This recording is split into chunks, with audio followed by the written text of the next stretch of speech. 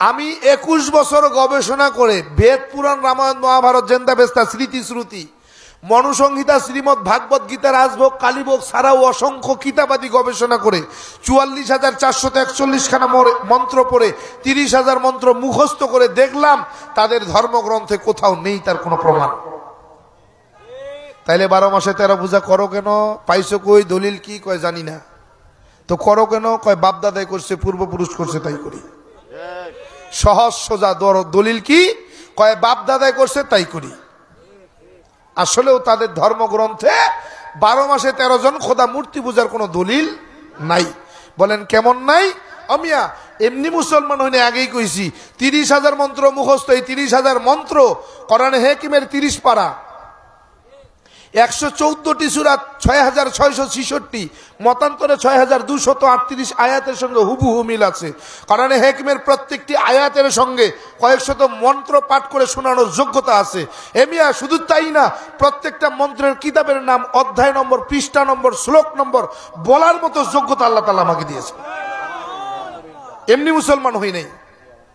বলো তুমি মন্ত্র, তুমি মূর্তি পূজা পাইলে কই? তোমার বেদ বলে নাতাস্তে প্রতিমাস্তে।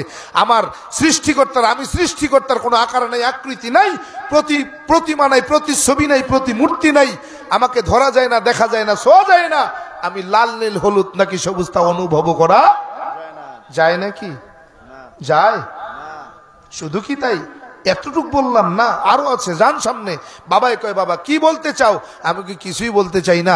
আপনি যে আমাকে হিন্দু ধর্মের উপরে পাণ্ডিত্য অর্জন করাইলেন, আমাকে যে পণ্ডিত বানাইলেন, আমাকে যে আপনি ডক্টরেট নেওয়াইলেন, আপনি যে আমাকে হিন্দু ধর্ম গ্রন্থের উপরে পাণ্ডিত্য নেওয়ার সুযোগ করে দিলেন, বাবা আপনার কাছে জানতে চাই, আপনি বলেন না ওই যে রাজভোগ কিতাবের 2192 পৃষ্ঠার মধ্যে মন্ত্রখানা পড়েছি, কৃষ্ণং কৃষ্ণং শ্রীনন্দ কেশব সর্বনাম ও যুগে। বলেন না বাবা এই মন্ত্রের ব্যাখ্যা কি? কয় তোমারে না পাণ্ডিত বানাইছি, তুমি না সংস্কৃত ভাষার উপরে ডিগ্রি নিয়েছো, বলো না এই মন্ত্রের ব্যাখ্যা তুমিই বলো, আমি শুনি। আমি বললাম বাবা ভগবান শ্রীকৃষ্ণ বলতেছেন, আমি যুগে যুগে কালে কালে অসংখ্য অগণিত অবতার হয়ে মানুষের কল্যাণে দুনিয়ায় অবতরণ করেছি। সমস্ত ভগবানগুলো, সমস্ত অবতারগুলো আবার আমি ভগবান শ্রীকৃষ্ণকে খোদা বলে মেনে নিয়েছি। নাউজুবিল্লাহ কইতেন না? ভগবান বলে মেনে নিয়েছে।